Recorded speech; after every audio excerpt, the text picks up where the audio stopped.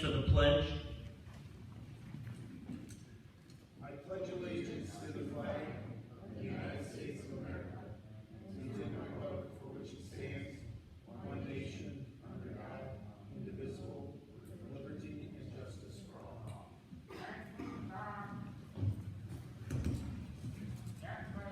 Beth, roll call, please. Mrs. Smith? Here. Mr. Manfredi? Here. Mrs. Miller? Here. Mrs. Stone? Here. Mr. Wadsworth? Here. Yeah. I need a first and a second for approval of the agenda. So moved. I'll second it. Linda, that was me. Okay, just checking. Jody, Linda. Any discussion? All those in favor? Aye. Opposed? Motion carried. I need approval of the minutes. I'll make the motion. Second. Ryan. Any discussion? All those in favor? Aye. Opposed? Motion carried. Okay. It says construction update. It's you, Mr. Chris.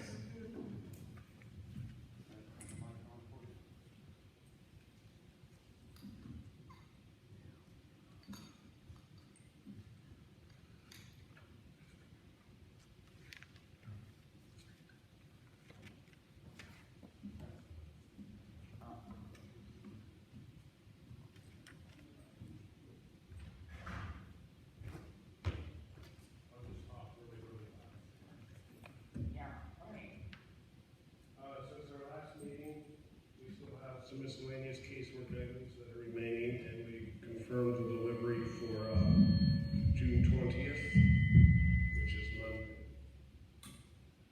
So, casework guys will be working around the building next week. We'll be able to get the concession countertop in, and then in turn get the roll door in place. Furnishings, odds and ends still remain. I know some of the cores are items and just going through kinks and stuff with items that are installed in place. We've also installed the 2 additional sets of bollards at the hydrant on the southeast side of the complex and the west side requested by the state fire marshal. We've also cut our contractor loose on the remaining, we have some stationary bollards and removable bollards that will be between 10th State Drive and Districts Drive that we're going to replace along with the 2 swing gates for the emergency access of the playground areas. We commenced with our remaining landscaping work since the last meeting, and last week we did finally receive a landscaping punch list from the architect, which we are starting to work on. A week ago Friday, we met with the county engineer and the village engineer and some other representatives of both organizations for a quasi pre-construction meeting for the Clark and Troy Road widening, which we are going to be starting next week. We out there making everybody play goods over about 4 or 5 weeks, and hopefully be done. And, since our last meeting, we finally received the remaining interior punch list from the architect, and we've made quite a bit of headway on that. And that's ongoing, and we are still waiting on the exterior punch list from the architect. And once we get that, we will get moving on it. The stadium, since our last meeting, all underground plumbing and electrical has been complete in all 3 buildings. The slabs on grade have been poured in all 3 buildings. The exterior bearing masonry on the southernmost building, which is a locker room, that will be completed tomorrow. Then the intent is to move to the concession area in the center building on Wednesday. Site storms essentially complete. Installation of the main drain lines along the north and south sides of the actual field itself. Those are in place. And we commenced installation of the trench drain. That's a concrete trench drain around the field. That's just about done. We left the section open because they were in there today, slip forming for the curves that essentially form the Ds at the end of the end zones. So within the next, this week, that will all be complete there. caissons and steel columns have been installed since the last meeting. Ticket booth box truss caissons, they were completed today. And we're moving tomorrow to the high mast light pole foundations, and we'll get those installed, as well as the goalpost foundations. And a field contractor is set to commence field installation of the field components next week, starting with the drains, base, tab and fabric, and all that good stuff, as well as getting the goalpost stuff, which is a separate contract. I have a request. Yes, sir. Northeast corner of the retention pond.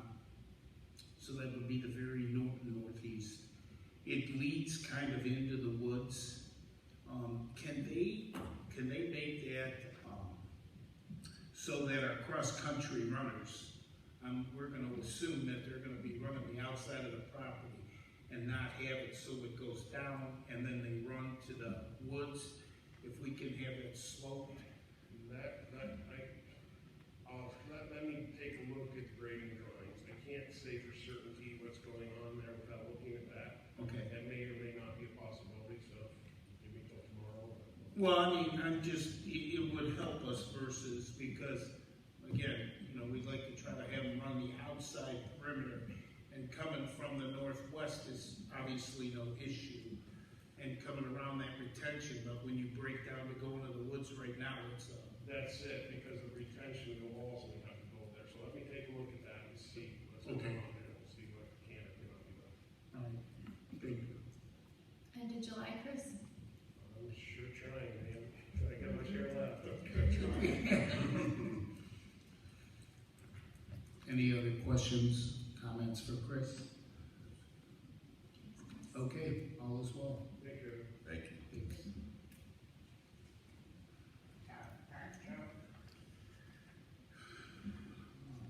Should we wait, John, on this until, or should we just hand out?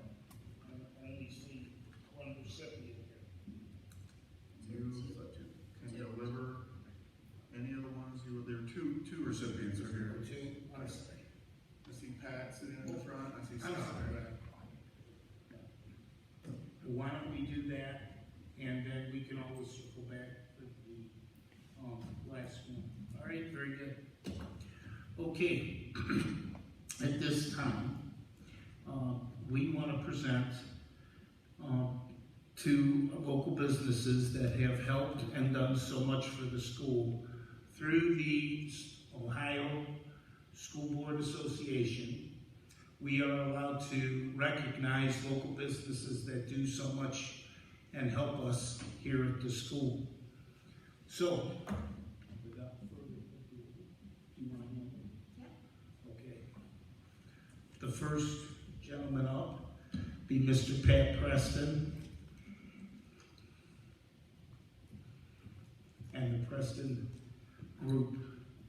Pat has done so much for our school in donations and continue to do donations for us with every organization we can imagine, and really we could never pay him back for all he's done for us. So thank you, Pat.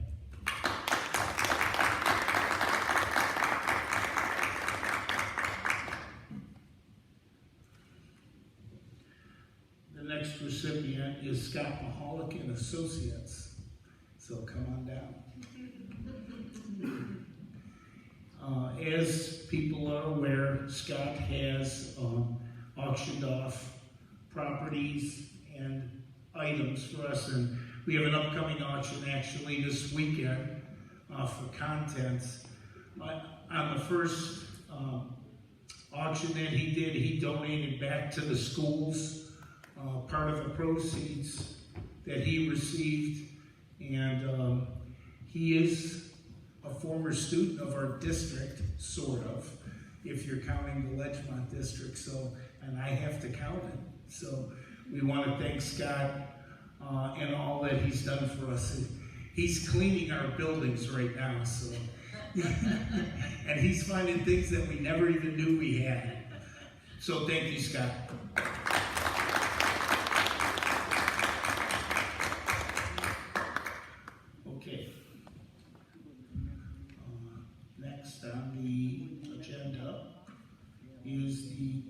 presentation from Zero Eyes. Okay, so I'm gonna connect through Google Meet with representatives from Zero Eyes, and they're gonna present their product to the board. Can you hear us?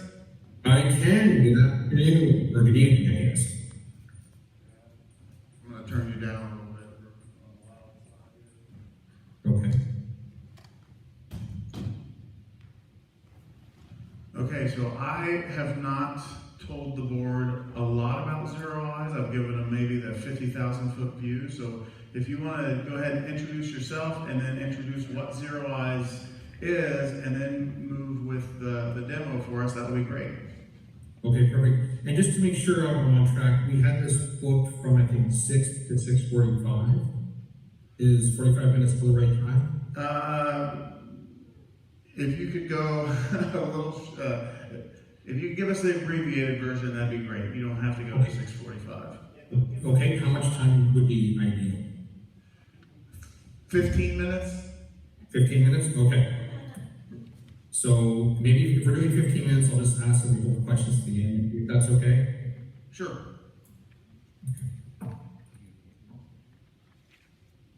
So thanks everybody for joining. My name is Lance Sear. I'm actually covering for Brett, who is the sales rep for your area. He's stuck in an airplane at the moment.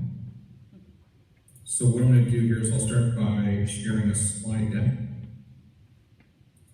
And we'll go through this real quick. So Zero Eyes was founded back in 2018. We were founded by a group of former Navy SEALs and Special Operations Forces type people. They did their time in the service. They finished. They went out and got their MBAs from Ivy League schools, went into the workforce. And then in 2018, as they were starting to settle down and look at having families, the Parkland shooting happened, and they said, you know, we need to do something. We're going to have kids. This is a priority. So they formed Zero Eyes. What is Zero Eyes? We are an AI-based company. What we do is we detect guns through your existing video surveillance infrastructure. That's it, just guns. I'll go through this. I'll maybe spend a minute or two on this because I think this is kind of important. This is a timeline of a typical mass shooting event. So this is specifically using data from the Parkland shooting. In a mass shooting, there's generally 3 main stages. There's the prep stage, the active stage, and the response stage. The prep stage is where the gunman arrives at the site and gets ready. Typically, this is in an area where there is low people traffic, but 70% of the time it's under the view of a video camera. Specifically in the Parkland incident, he was in a stairwell getting ready for about 3 minutes under the view of a camera the entire time, and no one saw it on camera. After the gunman goes through the prep phase, then they start going into the active stage, and this is where they start shooting. And when the shooting starts, initially what happens is they shoot their first few targets. Everybody in the immediate vicinity is well aware they're involved in a shooting and they run for their lives. Everybody else who's a bit removed is unaware. They know something's going on, but they don't know quite yet what it is. And it takes them a few seconds to figure out that they're actually involved in a shooting. And usually within 60 to 120 seconds of the first gunshot, that's when people realize they're involved in a mass shooting event. And that's when the calls for 911 start. And this is what creates what the SEALs call the fog of war. So people who aren't in the immediate vicinity that can see the gunman, because they're obviously running away and have their backs turned, are calling 911. They're doing their best to help out. They're saying, hey, there's a gunman at this location. And they, you know, even though against their best efforts, they're giving bad data. You know, somebody with a red sweater, somebody with a black sweater. They've got a handgun, got a machine gun, got an assault rifle. And all this bad data starts to come into the police. And so when the police begin their response stage, then they're working from bad data. So maybe the gunman's in the north stairwell and they go to the west stairwell. Or maybe he's in the east and they go to the south. And so this bad data delays the response. And that ultimately costs lives. Where we come in, ideally what we're doing is we're catching the shooter in this prep phase. So they draw their weapon in front of a camera, our software detects it instantly. It sends an alert through to our operations center, which is staffed 24/7, 365 by former U.S. military veterans who are highly trained. We put them through fairly rigorous psychological testing to make sure they have the right personality to handle this kind of role. And then we spend a lot of time training to make sure that when an event happens, they're able to deal with everything that goes along with it. So they would get this alert that the software has detected a possible weapon. They will verify if it is a weapon or not. If it's not, then dump it back into the AI and reteach the AI what this is. So, hey, this is a tennis racket, it's not a gun. If it is a weapon, then we hit the dispatch button. I'll show you what that looks like in a second. And when we do the dispatch, there's a series of events that will occur. This is that series of events is, we work on that with you to figure out that exact series of events. So it is a customized response per site. So within 3 to 5 seconds of the detection, we send the alert out. The school team will get a notification, local city police will get a notification, possibly we'll integrate with video surveillance, your mass notification system if you're using one, send out a mass notification. There's a few different options of what we do with that response phase. So this is what a typical series of events looks like. So box number 1, the threat approaches, pulls their gun out in the parking lot. Box number 2, we see it, we identify it as a threat. Step 3, we send out the alert that goes to the school's SRO team, the local police, mass notification. And then we continue to work with the school and with first responders while they're responding to the event to make sure that they are going to the right location. And again, I'll show you more about that in a moment. We'll go through this real quickly. This is an actual detection we got at a school somewhere in the States. You'll notice this is a young girl with a handgun and a cell phone. She was actually part of a TikTok challenge to bring a gun to school and wave it around under the view of a video camera and get either video or photo proof of it, and that's what she's doing. 90 seconds after this detection, she was arrested. We have an example here of a student who is using their cell phone to pretend like it's a gun. And you'll see in the lower right-hand corner, we see an arm. That's the student who's actually taking a picture of this, and then they went ahead and posted it on social media, caused a bit of a panic. The school actually called us to see if we got a detection. We went back and said, no, it's a false positive, sent them this image, and helped resolve the situation. We get a number of detections. Our AI looks for guns of different kinds. So we have here a couple of different images. The one that's interesting to me is in the upper right-hand corner. That's actually a security guard police officer at one of our venues who pulled his weapon out and was just kind of playing with it. In a situation like this, we would not dispatch that as an active gun threat. We would dispatch as, we call it dispatch friendly. So a report would be generated that one of your security members pulled out their weapon at some random time and was doing something with it. A couple of other things real quick. We are DHS Safety Act approved. We are in a number of states working with a number of K-12 organizations across the U.S. I think probably most notably would be the Littleton Public School District, so the Columbine School District, and then Oxford in Michigan has decided to go with us. So a couple of recent victims of mass shootings. We're also in the corporate space, also in the government space, being founded by former special operations folks. We're doing a lot of really interesting things with the federal government. And with that, I will pause as I move over to the software demo. Any questions at this point?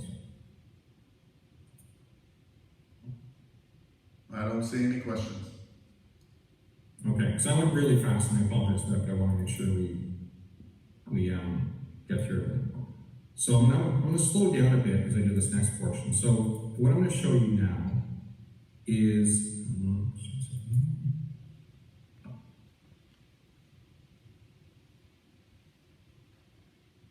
there we go.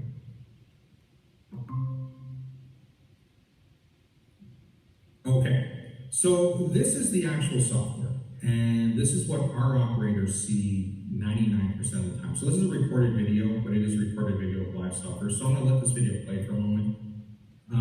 Right now, this software is plugged into 8 cameras. It's watching a room in our office. It has a bunch of people walking through it, and yet we're not seeing anything, again, because our software is pulling about 3 to 10 frames per second, analyzing each individual frame, asking one question and one question.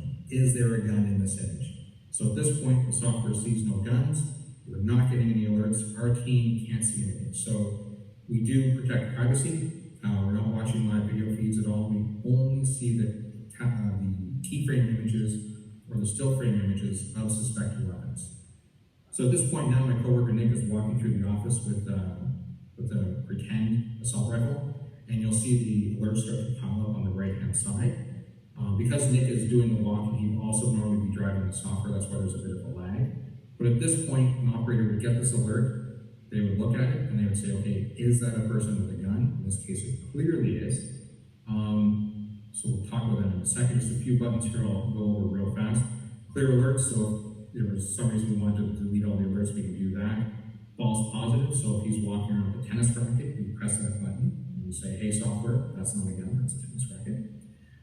This is a demo version of software, but if it wasn't in here, there would be a button called dispatch friendly. So that's where we would have law enforcement, security personnel, anybody who is a clearly identifiable good guy with a drawn weapon who has triggered an alert would be identified by the dispatch friendly button. And then finally, we have the actual dispatch button. So this is that's a person with a gun. We need to create an alert and let people know. Now you notice real quickly as he's going through this, there's a secondary window popping up right around the top that's disappearing very quickly as Nick is furiously creating those alerts. So when we dispatch, the operator does have the chance to confirm that they actually do want to dispatch this, because the last thing we want to do is send through something that's not an actual gun threat. And so we give them 2 chances to make sure they want to dispatch it. So I will pause here for a moment and see if there are any questions. I have a question. It's tied into existing cameras, and what additional cameras are involved? That's a great question. So, and again, because of my brevity, I'm kind of skipping. Oh, sorry, I guess I was confused. Well, we install an appliance locally. It's kind of like a server. It's basically, I think it's like 5 or 6 high-end graphics cards, and that's what runs the AI.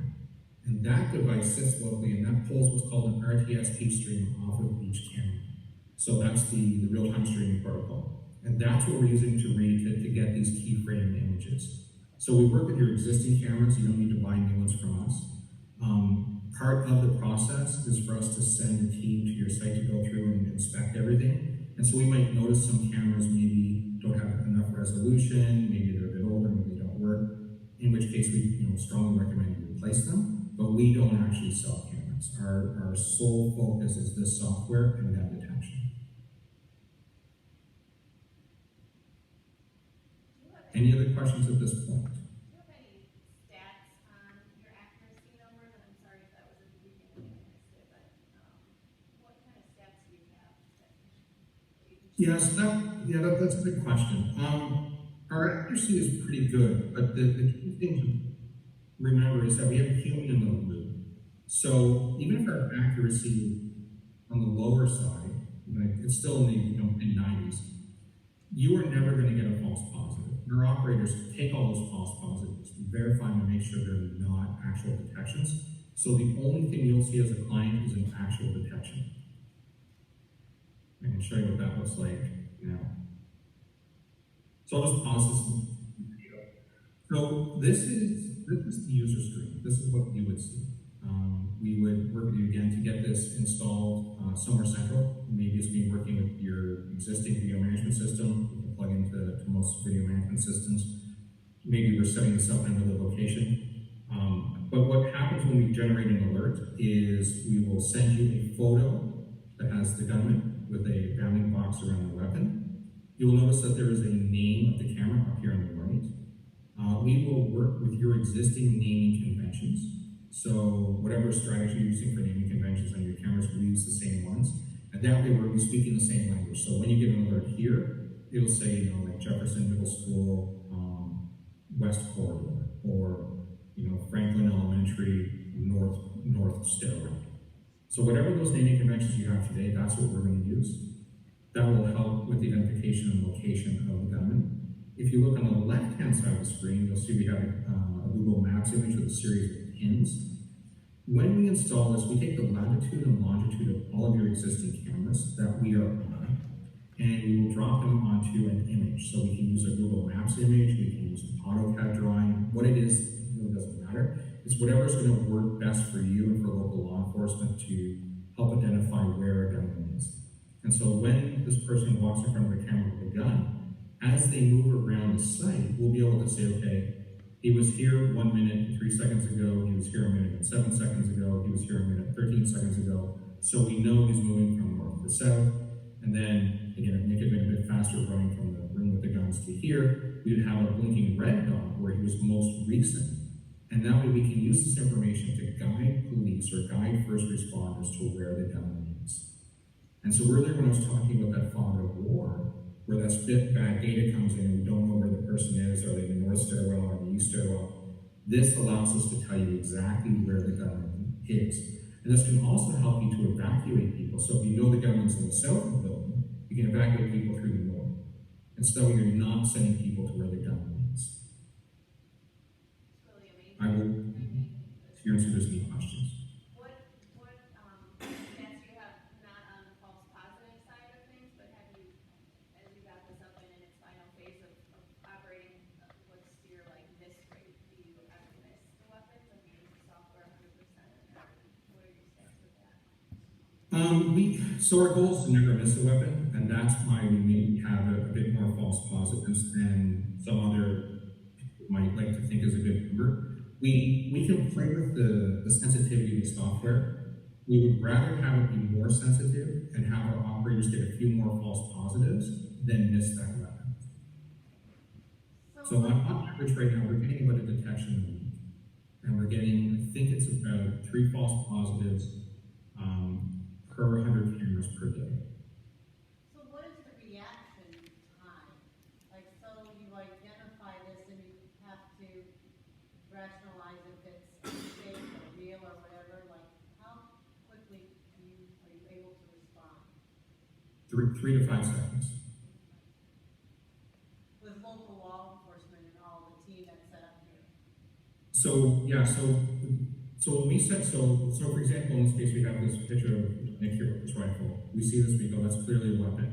Send the police, notify the school. That takes about 3 to 5 seconds for that process to spread. This information gets sent to your video management system. We have an app that we use, so the data goes to the app as well. There's the photo, the GPS coordinates, the time. And then we also integrate with a system called Rapid SOS. And Rapid SOS is used in about 92 to 94% of the 911 systems across North America. And that's the way we get the information to the police. So that information goes to them again within 3 to 5 seconds. How fast everybody else acts on it after that is a matter of their training, response times that they have locally. But we get that information to you within 3 to 5 seconds. Go ahead. So the rifle is clearly in view.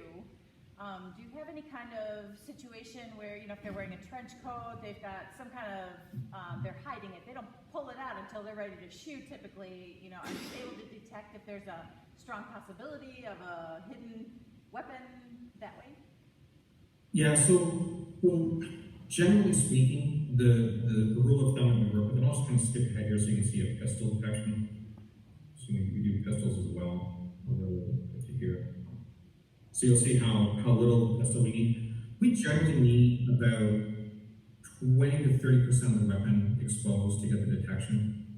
That being said, if it's hidden in a duffel bag, hidden in a box, you know, if it's not clearly visible, then we don't have X-ray vision. We don't have any sort of, you know, special magic AI things we can do.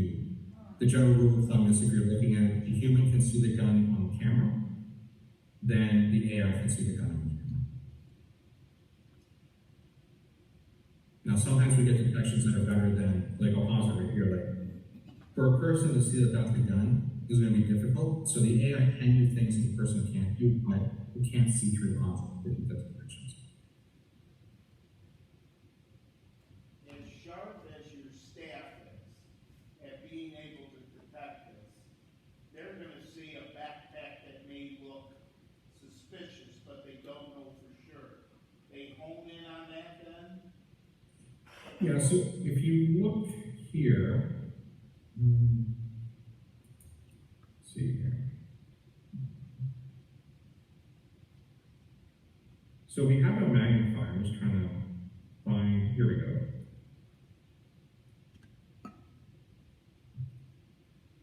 So if you look in the right-hand corner, right up here, we have a magnifier built into a software tool, so we can go in and zoom in and take a look at something. But again, we're not watching live video feeds, so we're not going to be able to tell if somebody is acting suspicious or somebody has a weird looking backpack. The AI sees something that pushes a gun, then we get that still frame image and we analyze that. Okay, the second part of that question, if they had suspicion, I would want our SRO to know, obviously, how does that information get to him? So we can, part of our process is when we submit an alert, it goes through an automated channel. So we send up the massification, we send up the notification to your system, we send it to the app, we send it to the Rapid SOS system. We also do a phone call. So we call you to make sure you receive the alert, and make sure that it's been acknowledged and that people are responding. If we see something that is troubling, if we see somebody that has maybe like something that's obviously a fake weapon, but they're starting to do something weird with it, we do notify the school. Like, we're not going to let things go by and say, oh, that's not, maybe they have an axe. Well, we're a gun detection company. We're not going to tell you that there's an axe.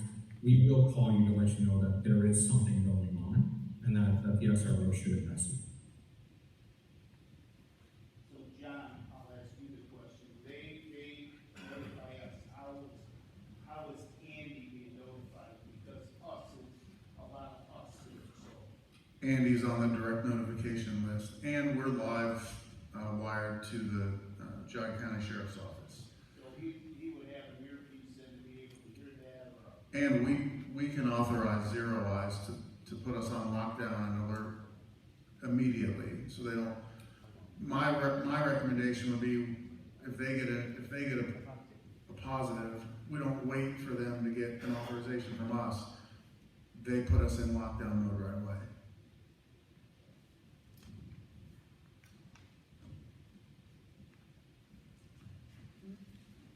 Good. So that was super fast. Are there any other questions? Cost.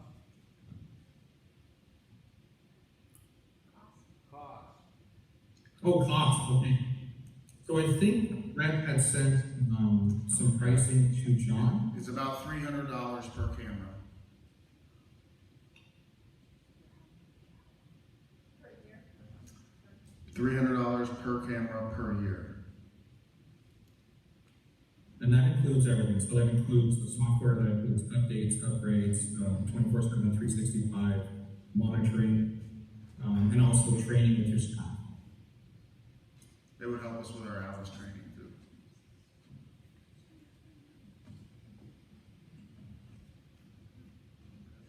It's better to be prepared. Oh, that's like very affordable, quite a bit. Yeah. So I mean, typically what we see is whether these mass shooting events, that prep phase is really important. And that's, because somebody has to get out of the car, they have to put their gear on, they get ready, and that's when we want to catch them. We want to catch them before the shooting starts. So parking lots, stairwells, those are the cameras that we tend to like to go on.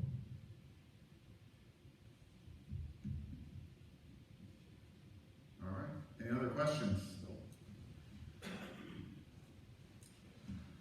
Lance, thank you very much. We appreciate it. You're welcome. Thank you. I'm going to hang up on the Google Meets now. Okay, well thanks everybody, have a wonderful evening. Thank you. Thank you. Thank you. Certainly would add another layer, yeah.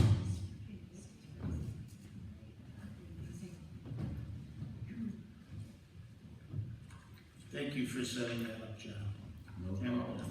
John, as part of the service that they offer, do they come in and recommend to us what cameras to install this in? I mean, it's not assumed we're gonna put it on all of our cameras. Correct. They're going to come in and do a cross-section of all of our cameras and recommend exactly where we put it so we get the highest rating out of it. No one ever does it on all cameras. Right, that doesn't make sense. Yeah, so we're going to do it in the high traffic areas. The areas he was mentioning to Yep. head this off at the path. Stairwells Yep. and parking lots and entryways. And then periodically throughout the building for visibility, right? We purpose it if this individual's traveling through the school, we would want Yep. it on here, yeah. Yep, and we designed the school with a long driveway and a long approach pattern and exterior cameras to help with those detections. Right. Before we knew about Zero Eyes, I learned about Zero Eyes when I presented about our school, about our creative spaces, and that's when I learned about Zero Eyes and followed up with them. So it doesn't seem like you can do too much these days. Seems like a great idea. Absolutely. Beth, we were at treasurer's report.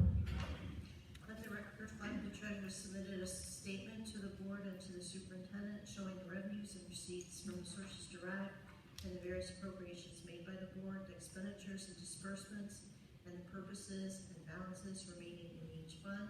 The financial statement for the period ending May 2022 has been submitted subject to audit and includes the financial summary, appropriation and revenue summary, check register recap, and bank reconciliation. I have a motion to approve the following donations as listed. So moved, Jody. Second, Mary. As always, we continue to thank the people that are helping us as we continue to outfit our new building and grounds. I have a motion and a second already, so all in favor? Aye. Opposed? Motion carried. Thank you. Can I have a motion to approve the financial amendments as listed? We have our insurance contract for the 23 fiscal year, temporary appropriations for fiscal year 23, two cash transfers, and then a now invoice. Brian? I'll second. Jody? Any discussion? All those in favor? Aye. Opposed? Motion carried. We're done with the treasurer's report. Very good. We're on to the superintendent's report. Okay, I'd like to request a motion to approve the following personnel items, both certified and classified as listed. I'll make the motion. I'll second it. Any discussion? All those in favor? Aye. Opposed? Motion carried. I'd like to recommend a motion to approve the attached graduating class list for the class of 22 for the 2021-22 school year as attached. So moved. Mary? I'll second. Jody? Any discussion? All those in favor? Aye. Opposed? Motion carried. I'd like to request a motion to approve the following overnight field trips for the 22-23 school year as listed. Brian? Linda, second. Linda? Any discussion? All those in favor? Aye. Opposed? Motion carried. I'd like to request a motion to authorize continued membership in the Ohio High School Athletic Association for the 22-23 school year. So moved. I'll second. Jody? Any discussion? All those in favor? Aye. Opposed? Motion carried. I'd like to recommend a motion to approve the following handbooks: a student handbook, which we will have pre-K-12 one student handbook next year, and a student athletic handbook as attached. So moved. Brian? Second, Mary. Mary? Any discussion? All those in favor? Aye. Opposed? Motion carried. Actually, I would like to say something, because I know how hard those handbooks are, and I appreciate all the work that the people did to make that happen. It's pretty impressive. Thank you. Before we get to the next motion, we have some gentlemen from Blue Chip 2000 who I would like to give the opportunity to introduce themselves and say a few things to the board, and then give you the opportunity to ask them any questions, and then we'll move forward with that motion. So I'll turn it over to Joe. You can take the mic. It should be on. Pick it up, walk around with it if you'd like. Joe Whiteley from Blue Chip, 2000. I'm actually a business development out of Cincinnati, Ohio. Been with Blue Chip, been in the industry for about 10 years, been with Blue Chip for almost 4. These are a couple of the operations gentlemen over here, which stand up. Bill Fallhaver, he's our regional manager. He takes care of the state of Ohio, so you will see him around the hallways here and there. And Millett, he is the area manager outside of Cleveland. You'll see a lot of him. And like I said, I'm out of Cincinnati. You'll see me here and there. And but you want to hear a little bit about Blue Chip? We've been around since '86, family run, and we've been, grown since '86. Just a little kind of like I'll call it a little mom and pop out of Cincinnati, to where we've grown to 44 states and do business with such companies like Macy's and malls and Home Depot and Ohio State, University of Cincinnati, and some other schools and a few hospitals and medical centers. So we're kind of do a little bit of everything. So, which is good, is that we see everything, versus maybe just concentrating on one bucket or one vertical, if you will. And but since '86 to now, it's about we're a good $60-70 million company. We're not too big to where we can't be flexible and move around and answer your request and make change on the fly. We don't need to run it up 19 floors of corporate offices to get you a decision 6 months later. We like to think that we're very intimate with our customers. We have more of a family atmosphere. That's what we like to create with our people. So we have a lot of fun when we train and do things like that. It's just not like, this is how you do it. It's custodial work. We get it. But we try to make it interesting, make it a little bit of fun. We're all about building skill sets, and we like to promote our people. That's what we do. We like to promote from within. And next thing you know, you've got a person that's account manager here. Maybe they step down, they retire. We're hoping that the next step would be to promote someone up. They get more responsibility, make a little bit more money, things like that. That's our philosophy. So with a little bit of that, I can sit here and talk to you for hours about it, but that's not why we're here. Just want to let you dip your toe with Blue Chip, see a little bit about who we are. I'm open for questions. I have a comment more than a question. Yes. You see how much effort and time, and I know you spent time with John and Beth, just looking at what we have.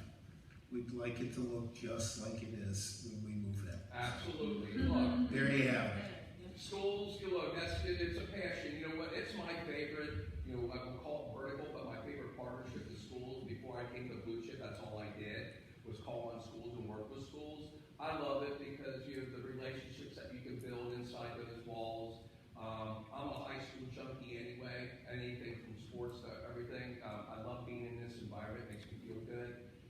So trust me. We want to be part of the community. Yes, you're probably going to see a little bit of change maybe in the custodial staff. Not because that's what we want. If they don't answer our calls or they don't want to move on with us, we're going to find some good people who are going to be hungry and be very committed, just like you guys are to the school district. Well, that's how we're going to do it. We're going to be committed. It's a beautiful building. It oozes with academics. It does. You come in here and you want to learn. Well, we're going to keep it that way. We're going to keep it clean. We're going to keep it safe. Not like zero eye safe, but we're going to keep it safe to where you don't have slip and falls and bacteria and things like that. We know what we're doing, and we're going to take great pride in that every single day we walk in here. Great. And just so you're aware, Blue Chip, they did call and email all of our current custodians to encourage them to apply. So everyone has been encouraged to apply. I think we've got one so far who's applied, but everyone had multiple points of contact to be encouraged to stay on. And we did come up here and made a special meeting to introduce ourselves and to meet with them, and basically, talk about the things that I'm addressing you with. About this is who we are, and blah blah blah. And yes, there'll be an account manager. Yes, you're going to have maybe answer somebody. That may be you, that person that we can promote. But we need leadership. We need a leader. Can't let them just all do have the same level. And so we need the right people. And again, it's when we talk leadership, we really want to train and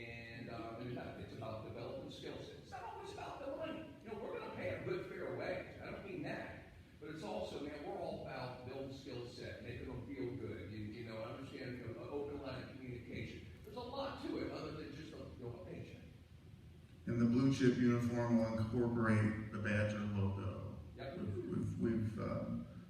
I've worked with them on having a uniform that has our Badger on it so that they are part of the staff, part of the building.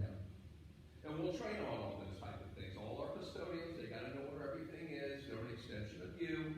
You know, how to talk to kids, you know, getting down to their level. There's a, you know, again, we're not gonna train like you train a teacher, but they're gonna have a little bit of that education 101, how to conduct themselves in school, how to work with the teachers. Look, they're here after school, you know, they're grading papers, or maybe they're working with a student or something. It's okay to have a relationship, but keep moving. Hey, how you doing? And keep going. But you see it, the teachers in the classroom, they're with students. There's a reason for that. And it's not to talk to us for the entire evening.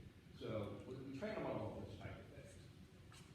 And obviously, they've all been, like, extremely to the biggest degree checked as far as their background goes. Oh, you don't have background, and they don't have drug screen. And, you know, and then we'll do randoms as well. It's a school. You know, we treat it differently than cleaning at, say, a Macy's. You know, the requirements aren't nearly as strict as yours. But when it comes to the school, it's a background check and it's a drug test, and we'll provide randoms every month. You know, hate to say it, but just because you pass something in September 1 doesn't mean that something happens October 15th. Thanks, Joe. We appreciate it. You're very welcome. Thank you. Look forward to it. Thanks. So with that, I would like to request a motion to approve a cleaning services contract with Blue Chip 2000 Commercial Cleaning, Inc. as attached. So moved. I'll second. Brian. Any further discussion? Thank you, gentlemen, for coming up today. Okay. All those in favor? Aye. Opposed? Motion carried. All right, next I would like to request a resolution to implement a position abolishment and reduction in force of classified custodial positions as listed. So, Brian. I'll second. Any discussion? All those in favor? Aye. Opposed? Motion carried. I would like to request a motion to approve the second and final readings for the following Neola policies as listed and attached. So moved. Glenda. Joey. Any discussion? All those in favor? Aye. Opposed? Motion carried. That is it for superintendent's report. Old business. With none. New business. All right. We do have a few items on new business. We do have a bus purchase, and we are approving the. So first, Now let's do the bus purchase first. Want to make a motion to approve the bus purchase as listed on the agenda. so Brian, I'll second. Jody, any discussion? All those in favor? Aye. Opposed? Motion carried. Want to make a motion for the tax budget for the Burton Public Library. So moved. Oh, Linda, I'm sorry. And I'll make the second. Any discussion? All those in favor? Aye. Opposed? Motion carried. Okay, next board meeting will be held here, July 11th, 6 p.m. And I want to remind the people that are here, August 8th, board meeting, what time are we coming into the building initially to do our tours and grand opening? tours are August 9th. The open house. Oh, is the August 9th, I'm sorry, that's the We following. changed it, sorry, John. I'm sorry, that's what I meant. Our meeting's the 8th, the open house is the 9th, my mistake. But can we, what time is that, so we can, 6 o'clock. 6 p.m., okay. That's all it is.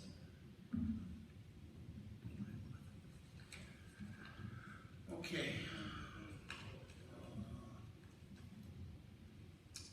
right, we are to the public participation part of the meeting.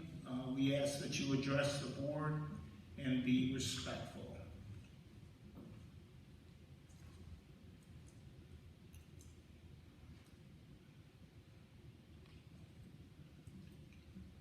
Hello. Can you hear me all right? Yeah. All right. I'm Jackson Hare, and I'm sure most of you know me, but in case you don't, I graduated from Berkshire in 2021, and I attended a school board meeting around this time last year where I outed myself as one of the founders of the Gender and Sexuality Alliance at Berkshire. That aside, I come here today once again with great concern for the LGBTQ community at Berkshire, including its allies within the district. For numerous bills have been proposed in the Ohio State Legislature that threaten students, families, and educators across Ohio, including Berkshire. These bills include House Bill 322, 327, and 616.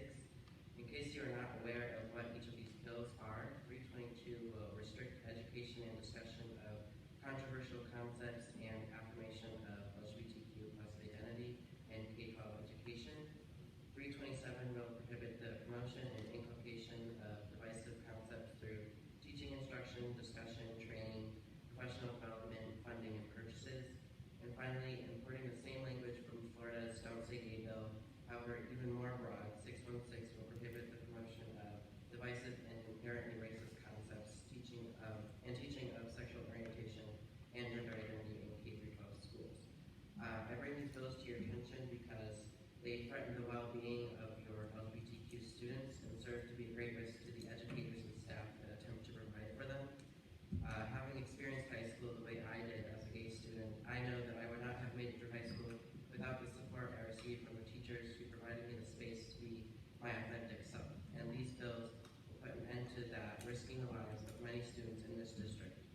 I, for one, was lucky enough to have a supportive family. However, I know from talking with students during the GSA meetings last year that there are still students attending Berkshire who cannot feel safe at home to be themselves, and school has become their only opportunity to feel safe and comfortable. In addition, these bills are a threat to your educators. These bills will restrict educators from discussing diversity and inclusion principles, which will critically limit their ability to affirm LGBTQ students in their classrooms.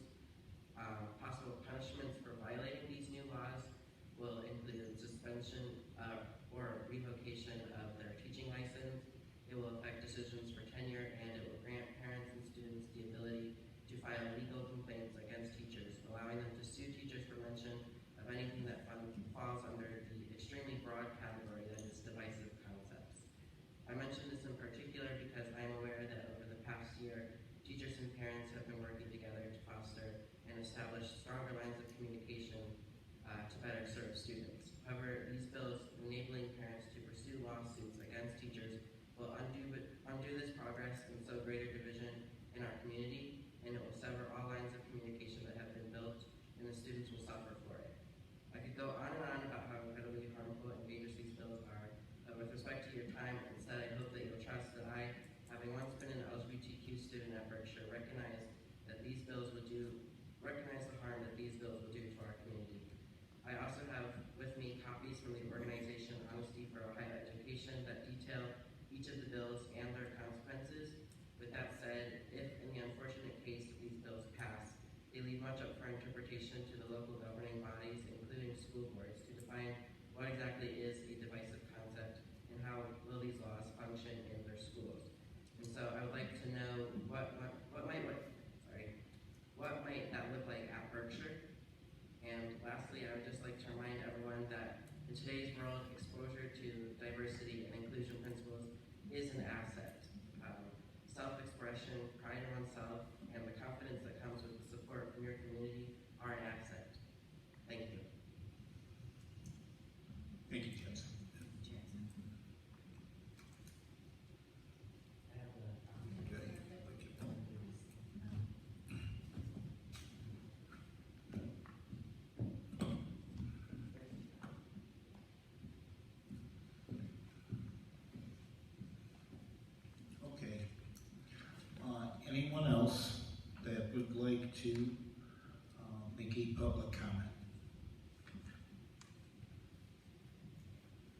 Okay? With that being said, I need a motion and a second to go, to adjourn into executive session to consider the purchase of property for public purposes or sale of property at competitive bidding. So, Ryan? I'll second. Jody? All those in favor? Aye.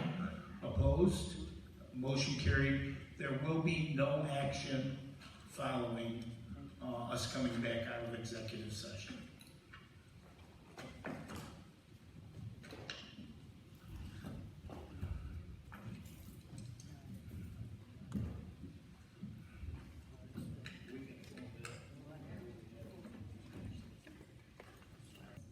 Okay, we got to adjourn. Thank you, John. I'd like a motion. so moved. No, gotcha. Ryan and Jody. Those in Eric, Ryan and You need all of you? all those in favor? Aye. Okay.